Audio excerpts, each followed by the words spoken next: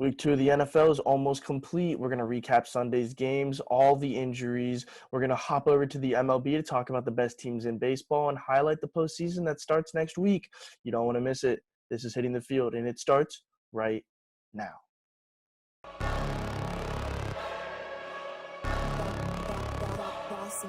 Things gon' change when I really hit the field. Undefeated chance, man, you know what's the deal.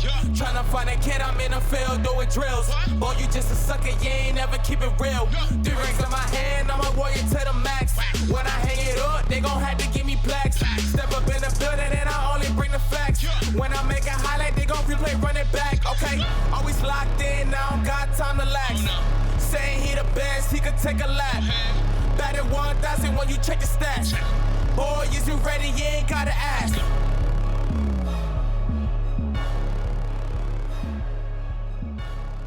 Welcome to this week of Hitting the Field. I am joined by 2 rookies making their debut on Hitting the Field. I have Abby Bass and Tylor Caron. Abby, how are you doing today? I'm great, Jared. Thank you for having me. And I had a great weekend watching, of course, UCF beat Georgia Tech on the road, and tons of interesting games yesterday on NFL Sunday. So much went down, so many injuries. It was crazy, but I'm excited to be here and talk about it. It was a big sports weekend. Tyler, how are you doing? Doing great. Glad to be a part of the show. Abby hit it perfectly. Great UCF weekend. A lot of interesting NFL news and stuff. So it was a great weekend to be a sports fan. Yep. Well, the most interesting game to the NFL week, I think, comes with the Sunday Night Football game, where the Seattle Seahawks had a goal line stand to defeat the New England Patriots 35-30. Abby, what did you think of the game, and did the Patriots make the right play call on that goal line play?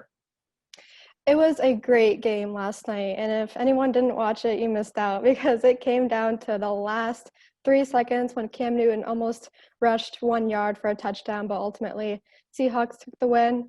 I think both offenses played really, really well. Cam Newton did so well on the road in Seattle, but ultimately I think this was Russell Wilson's game. He played so well. Seattle actually led the field in rushing yards. New England led the field in passing yards. So both offenses did great. It was a really great game.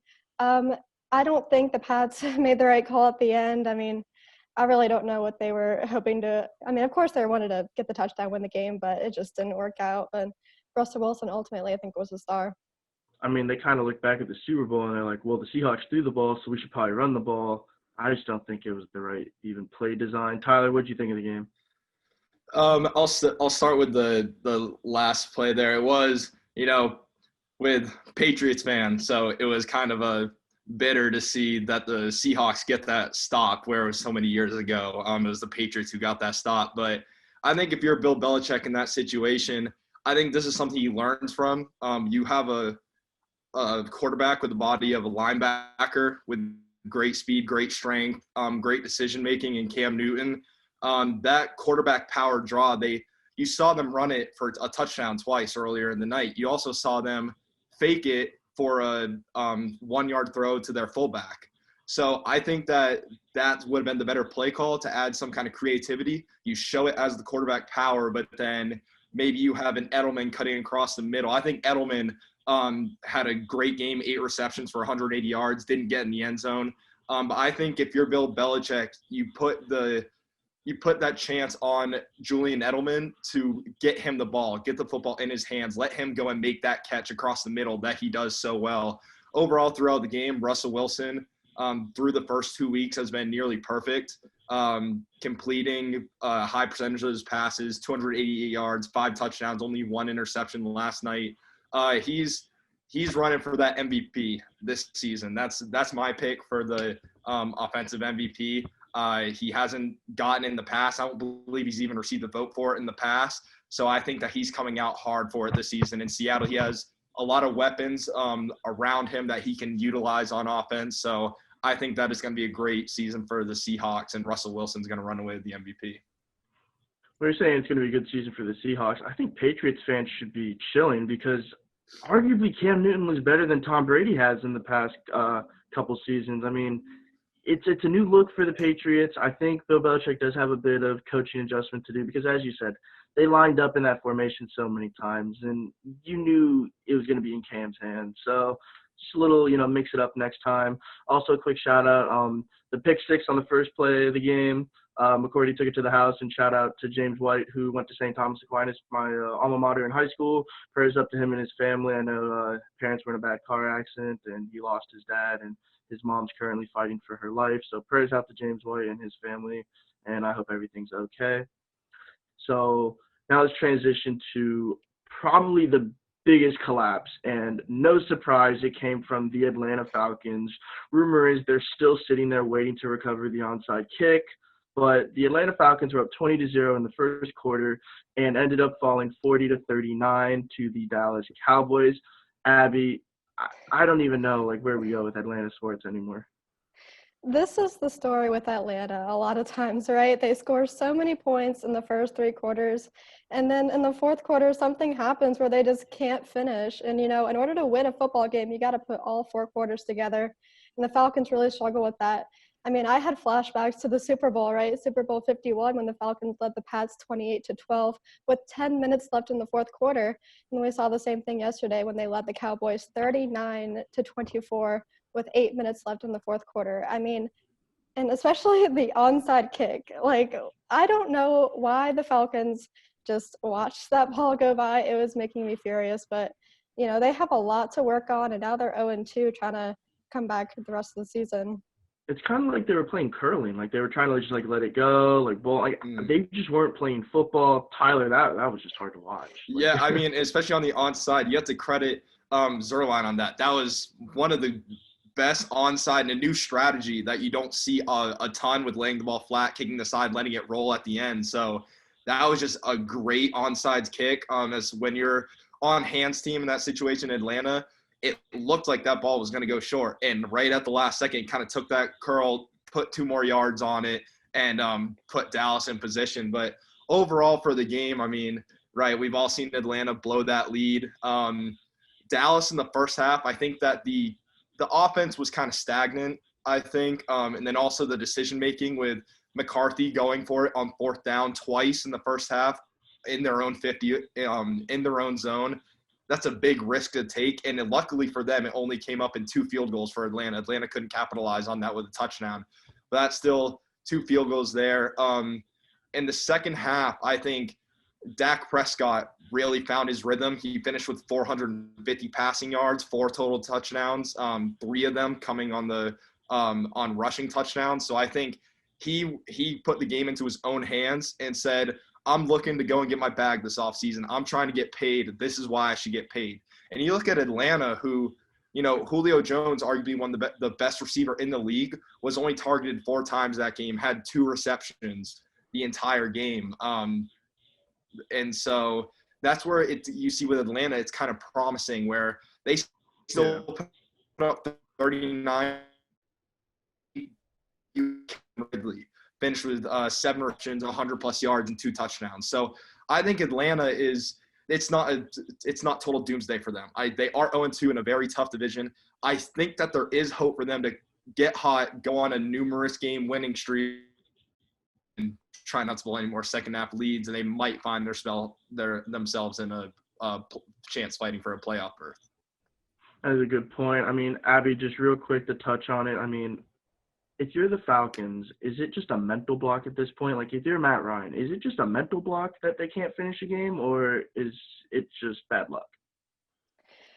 I don't think it's bad luck. I really think it is something mental. I think it's just something where they lose their steam or they lose their confidence. Or, I mean, even at home, we see this with the Falcons. It's not so much bad luck. I think it's just, we see this with other sports too, how they just can't finish strong.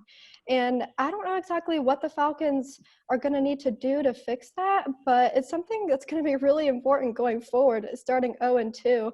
You're going to have to start really in the fourth quarter, finishing strong and not just, blowing it for the whole team. So we're going to have to see how they do that. That's a good point. Now, the biggest headline of week 2 was the injuries. It was recently announced that Saquon Barkley has a torn ACL and will miss the remainder of the season. Nick Bosa was carted off the field with likely a torn ACL. Jimmy Garoppolo lost some time from the game. Raheem Mostert was taken out of the game.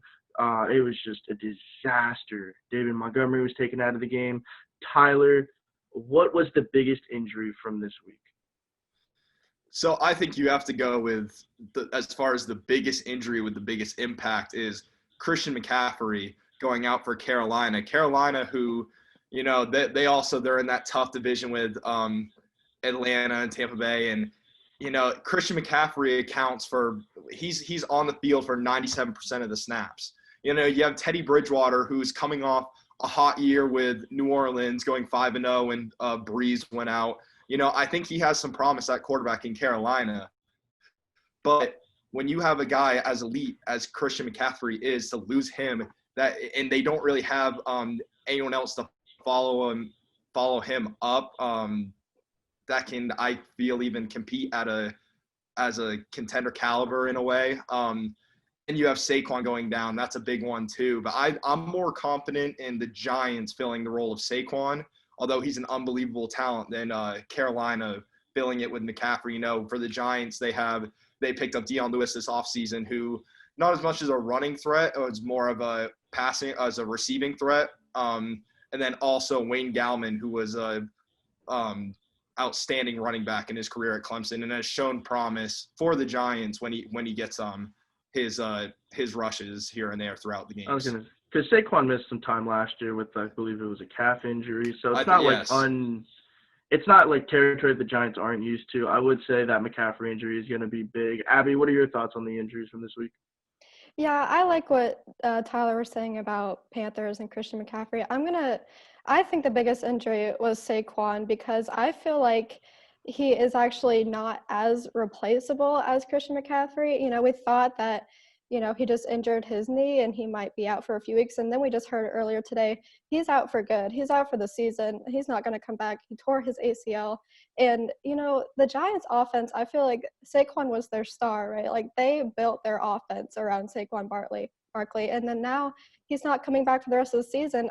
Where do the Giants go from here?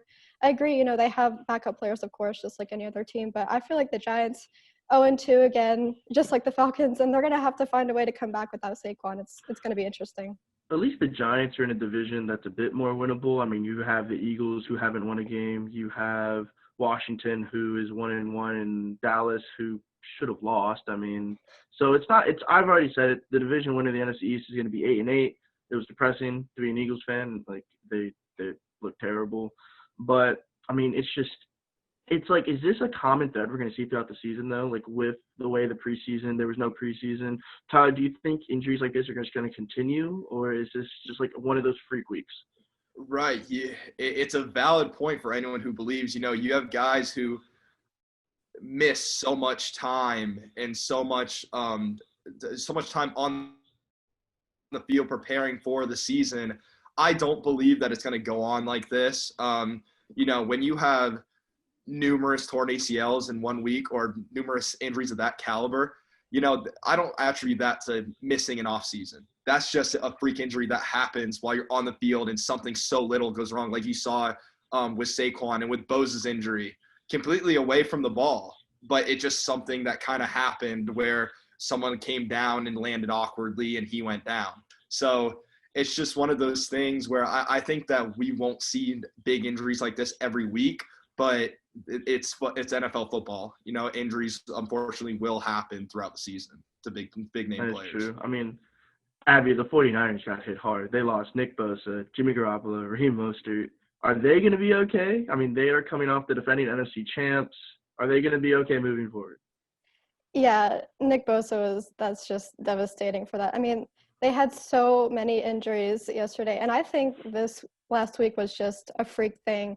I don't think this is going to go forward into the rest of the season. But, yeah, the 49ers, I have more faith in them than a lot of other teams that they're going to come back, but it's not going to be easy. I mean, a lot of these teams took some really good players off the field because of injuries yesterday. So 49ers, I think it's possible that they could come back and still have a pretty good season, but it's going to be hard.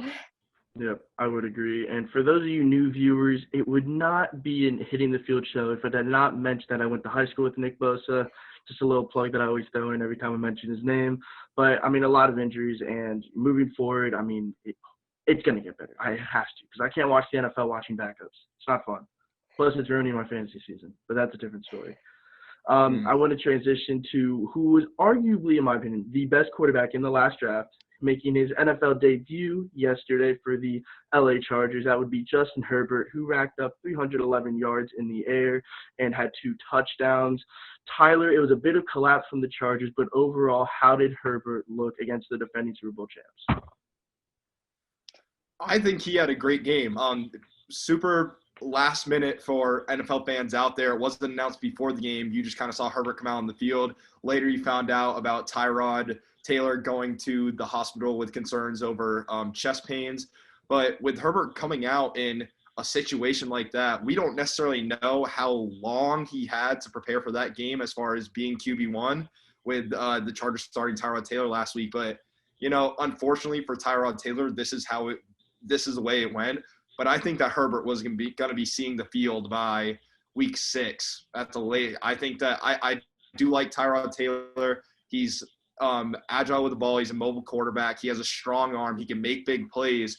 But I think Herbert has that same ability, And so although, again, I think he threw for a touchdown, 1 interception versus the defending NFL champions, but I think that Justin Herbert has the same abilities and the same impact that Tyrod Taylor can have. So I think it's better to have the rookie out there, the 6th overall pick in the draft, have him out there, gain the experience against the top team in the NFL, and he nearly came out with a win too. So I think in a close game like that, I think it was a great and promising first showing for Herbert. Abby, what did you think of Herbert and his performance? Yeah, I mean, what a game yesterday. This was probably my favorite game to watch yesterday because, people probably thought Patrick Mahomes, this is probably going to be a blowout or something close to that. But no, Justin Herbert and his offense comes out against the defending Super Bowl champions and forces them into overtime. I mean, Justin did so well. He's actually the 3rd quarterback alongside Cam Newton to throw 300 yards and have a rushing touchdown in his first game. So he had some record-setting numbers yesterday. He was absolutely incredible against Patrick Mahomes. I think him and this Chargers offense are going to be a team to look out for going forward and even potentially to go into the Super Bowl. You quickly mentioned Patrick Mahomes. I don't know if you guys saw, but he might have made the throw of the year yesterday, rolling out to the right, hitting Tyreek Hill for the touchdown. Abby, what is it with Mahomes' arm strength? It's something that I don't think I've ever seen before. Yeah, I mean, that's one of the reasons why he is, arguably the best quarterback in the NFL right now. He can rush the ball when he needs to, and he can throw the ball so deep when he has pressure on his shoulders. So, I mean, there's no question. He's one of the best quarterbacks in the league right now, and he proved that yesterday for sure. Tyler, real quick prediction on the Chargers.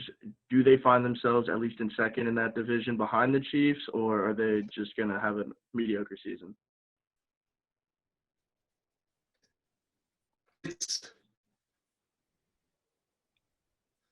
I do think that they will get that second spot in the AFC West just because I'm not high on the Broncos to begin with, and with another injury with Drew Lock going out last week. I still haven't seen the update on how severe his injury was. And then the Raiders, another team that, I think they had the hype last season getting the Hard Knocks in the offseason. I think that brought a lot of attention that they really needed. And now they're in a new city and whatnot. So I think that the hype is there.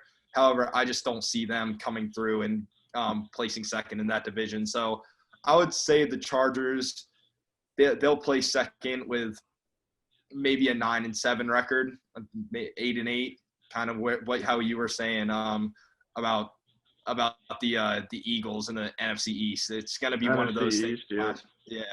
So I would say they'll finish 500, maybe a game over. They'll finish second in that division, but for this season alone, I wouldn't see the Chargers making or winning a playoff game. Maybe in the future with Herbert, they just locked down Keenan Allen. If he can stay healthy, if he can perform this year, maybe moving into next year, Hunter Henry stays healthy, they could be a team to look out for when it comes to the playoffs. But this year, I don't think that they'll make that advance far enough that they need to be a playoff contender. Abby, closing thoughts. Are the Chargers, are they going to be that second place team, even a playoff team, or are we just looking, just normal season? No, I think they could get into the playoffs and potentially win. I mean, I was just so impressed with Justin Herbert and the offense yesterday. I mean, they were definitely the underdogs going to that game, even though they were at home. I will say it's going to be interesting to see how the Chargers play on the road this season. That's something that we're going to have to watch out for. But yeah, I think they have so much potential. I mean, it's going to be really interesting to see how they end up doing. It is going to be a fun season, and we're only 2 weeks in. Abby, Tyler, thank you so much for joining me today. That's all the time we have for NFL, but when we come back, I'm going to be joined by Johnny Jackson. We're going to break down the last week of the MLB season. Stay with us. What it's like to be a Saints fan right now. Dude, I'd be so guys. mad. I can't believe that ridiculous no call. Bro, I'm puzzled. If they would have made that call, who do you think would have been in the Super Bowl? The Saints would have been the Super Bowl. Come on now. The refs, they need to be punished. Oh, hey guys. Did you see my missed call last week? Could have sent that team to the championship. I guess not. I can't take this anymore. What's up with this guy? And welcome back to Hitting the Field. I am now joined by the host of the Take Me Out to the podcast himself, Johnny Jackson. Johnny, how are you doing today? I'm doing great. It's a nice weekend, a little rainy, a little gross outside, but I'm happy to be here. Yeah, worst umpire duo in Central Florida back at it. And we're on for a segment together, which is pretty neat. But enough with the youth baseball. Those kids are not good. Let's talk about the MLB, where we are into the final week of our 60-game season. Johnny, I just want to start it out and ask you, plain simple, who is the best team in baseball right now? All right. This is going to be a two-part answer. The best team in baseball is the Los Angeles Dodgers. They've been killing it all year. They've had some injuries together. Walker Buehler has had 2 good starts all year, and they're still going to win the division pretty easily. The Padres have threatened, but, I mean, you've seen the series. Dodgers lead that series. It's closer than it has been in a lot of years, but it's not particularly close. Now, the team that I really think has a really good chance to win it all, the Tampa Bay Rays. So the playoffs this year, they've gotten rid of the off days between games until the World Series, and a lot of teams aren't built to handle that. Like the Yankees, they have maybe 2, maybe 3 starting pitchers, depending on if J.A. Happ decides to show up or not. But the Rays, with their bullpen and their starting staff, Ryan Yarborough's really exploded this year in terms of innings pitched and innings pitched per start. I think they're going to turn a lot of heads in October and show the world that it's not just a fluke. They are better than the Yankees. Well, I would agree they're better than the Yankees, but, back to your point on the Dodgers being the best team, I mean, Mookie Betts has absolutely just come into this role and basically back to his MVP season. I mean, what do you think of how he's implemented with this team and how, I mean, honestly, he's been the catalyst for them? He definitely has been the catalyst. And the Dodgers, I mean, they've even talked about it. Justin Turner's talked about it. Belly's talked about it.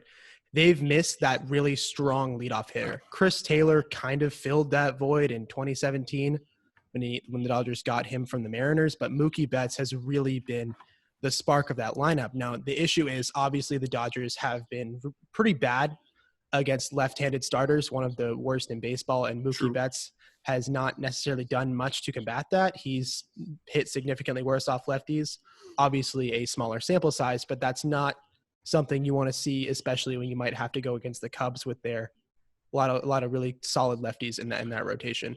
Well, that's the thing you mentioned, going against the Cubs. The playoffs are weird this year. We got 8 teams. We have the top 2 from each division. Then we have 2 wild card teams. And I'm pretty sure they're just straight up doing 1 through 8. Like every season or every series is a 3-game set. So a team like the Reds, who is really starting to spark up hot and comes into the playoffs with, not necessarily a great team, but a good team with that 3-headed monster of Sonny Gray, Trevor Bauer, who's probably going to win the Cy Young, and Luis Castillo, who's been shaky this year, but he's gotten hot.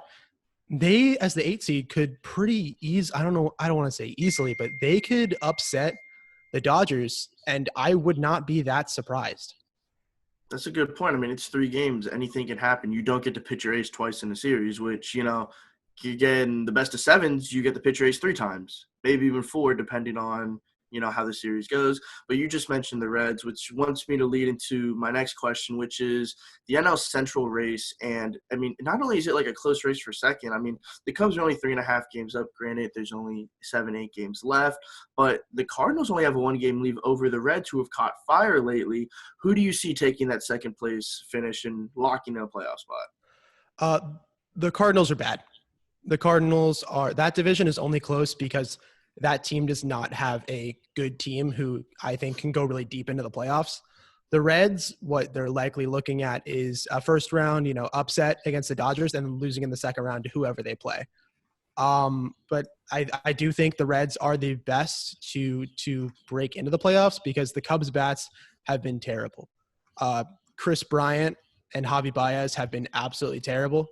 Rizzo's been okay. I mean, Ian Happ's been a monster, but the Cubs do not look great.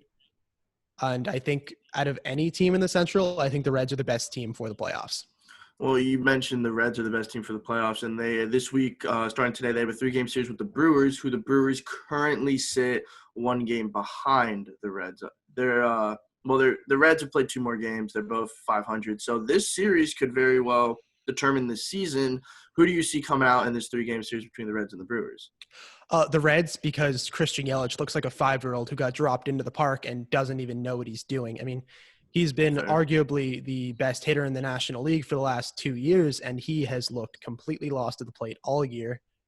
Keep in mind, it is a small sample size, but the sample size is over. I mean, these are the games that are going to count. And if the Brewers are going to make any sort of push for the playoffs, they need Yelich to start producing. There's no ifs, ands, or buts about it.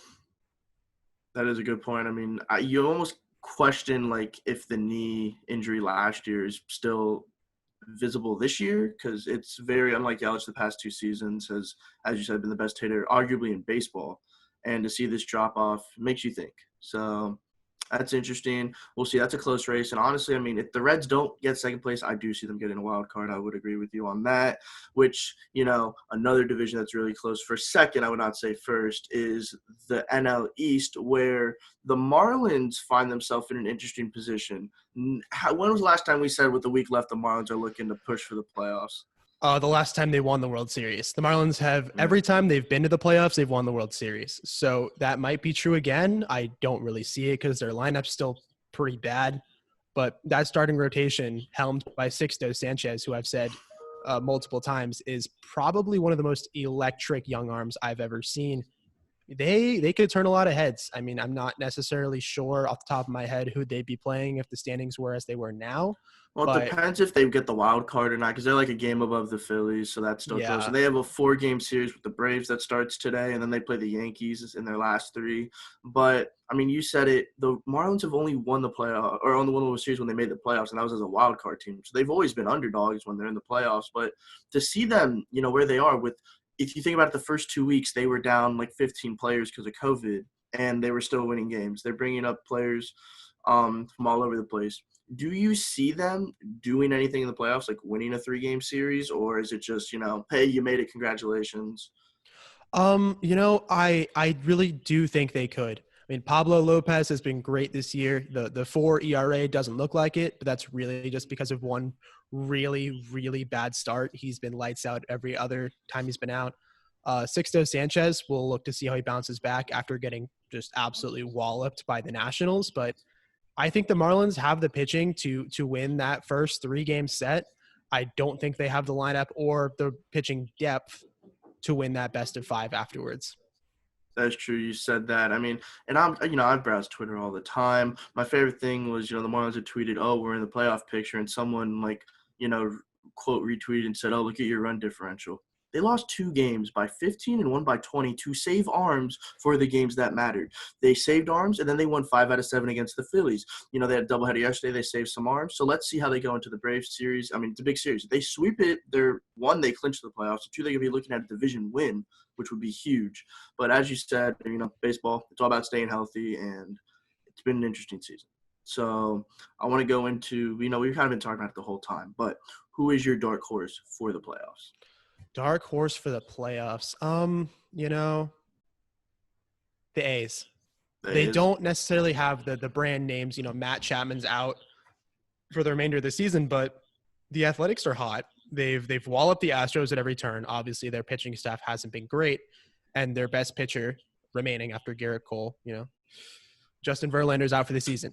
He's out for next season, and who knows if he even comes back after that as a 39-year-old man, But I think the A's got it. I mean, Ramon Laureano can go hot again. Matt Olson is always capable of hitting a ball 600 million feet.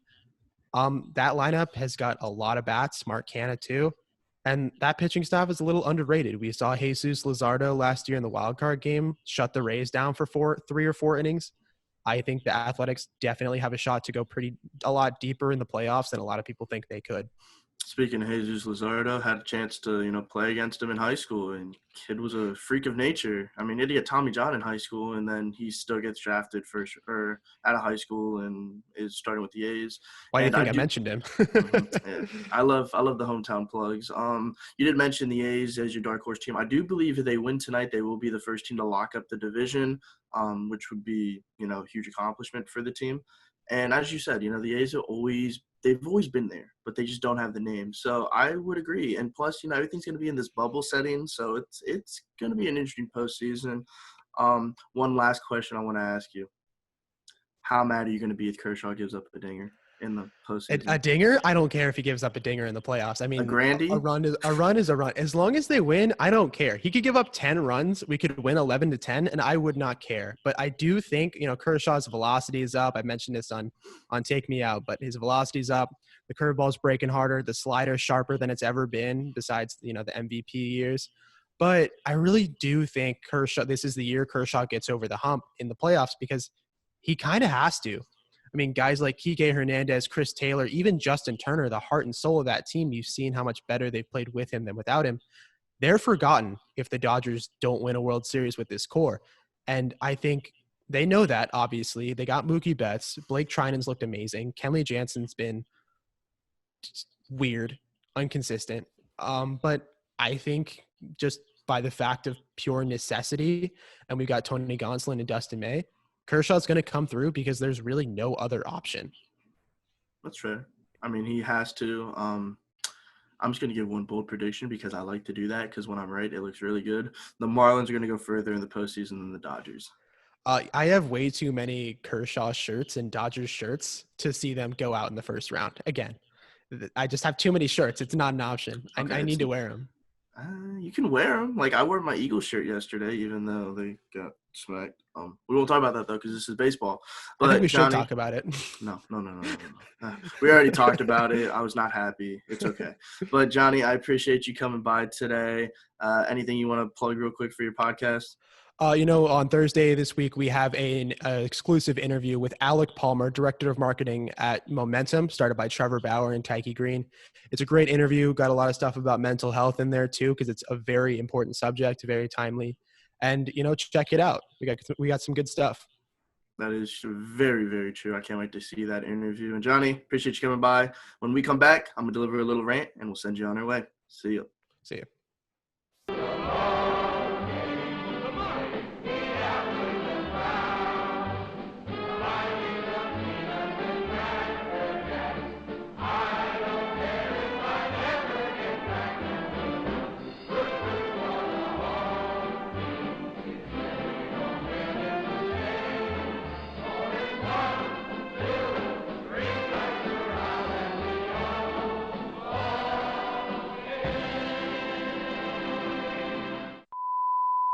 Yeah, they lost the last 2, but third time's a charm, right? That's what I tell myself every night before I cry myself to sleep, right?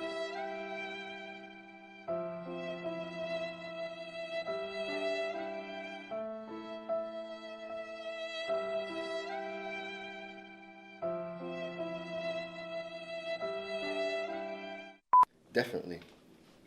In my eyes, I know he's pitching game 2, and his postseason ERA is about over 4, and I'm scared. Because I like losing, apparently. It seems to be the trend. It's Jeter, too. He's just mad because the Yankees lost in the 2003 World Series. 03 World Series? I think I have a better chance of winning the lottery, actually. Like, I'm probably going to throw it all on red this summer and hope for the best. 100%. And they're better than the Houston Astros. The Trastros. Honestly, Justin Verlander is the second coming of our Lord and Savior, Jesus Christ. He is a god. I would go straight for Kate Upton. I don't know. We didn't give him enough. Should have given him $500 million. Let's go Yankees. The Yankees will not lose. Let's be clear.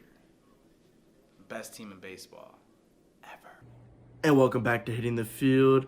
That's right, you've made it to the end. It's time for a little rant. And quickly, I'm going to start with myself. I had a great weekend. Went to Ohio, visited my brother, went up to Cedar Point, visited my grandma. It was a great, great weekend. Let me tell you, if you haven't taken a vacation in a while, take one. Very good for the mental. Just feel reset, and I'm ready to get to work again. As you can see the background, I got Hitting the Field up, 24/7. Make sure you check out our shows. Every single day we're releasing content. Do not forget. But, it's time to rant and go off the script, which I'm going to talk about the Philadelphia Eagles. You suck. Block for Wentz. I'm going to lose my mind. I took a flight from Philly. Everyone was so happy, wearing Eagles gear and stuff. And we all, when the flight landed, we checked the score and we're like, oh, whoops. So, Philly, get it together. I can't deal another season of this. Not 8-8, whatever. Get it together, please. Also, Marlins, we're so close to the playoffs. We have to finish out strong. One more week. 4 games against the Braves, 3 against the Yankees, and we're going to find ourselves in the postseason. Let's just win 4 of them. Win 4, we're in the playoffs. Let's go. Come on, Marlins, fish up. Let's get it. And for everyone else, I appreciate you stopping by for another week of Hitting the Field. That's all the time we have today. Go Knights, charge on. We got a big game coming up this week against ECU, and we're going to keep proving the doubters wrong. Other than that, we'll see you next week on Hitting the Field. Trying to find a kid, I'm in the field doing drills. Boy, you just a sucker, you ain't never keep it real. 3 rings in my hand, I'm a warrior to the max. When I hang it up, they gon' have to give me plaques. Step up in the building and I only bring the facts.